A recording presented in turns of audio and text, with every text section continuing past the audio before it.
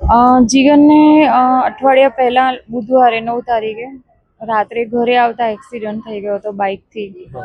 તો એ પડી ગયા હતા. એ પછી અમે ઇમરજન્સીમાં દવાખાને લાવ્યા અહીંયા. પછી અહીંયા જોયું તો ન્યુરો ને બધું અમે સર્જરી ડૉક્ટરે કીધી કરવી પડશે એમ.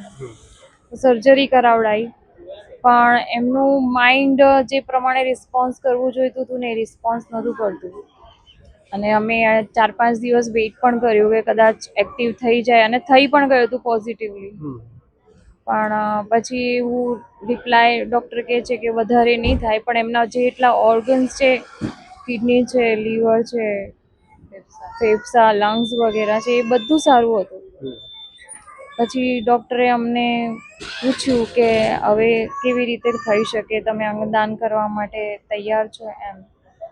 પછી અમે બધા ફેમિલી મેમ્બર, ડિસિઝન તો બહુ મોટો હતો, પણ એવું હતું કે એમના થકી અગર કોઈને જીવન મળે છે, એની જિંદગી આગળ જીવી શકે છે, તો અમારા માટે એ સૌથી ભગવાનનું મોટામાં મોટું દાન બી અમે કરાવ્યું, અને આશીર્વાદ પણ મળશે મારી છોકરીને.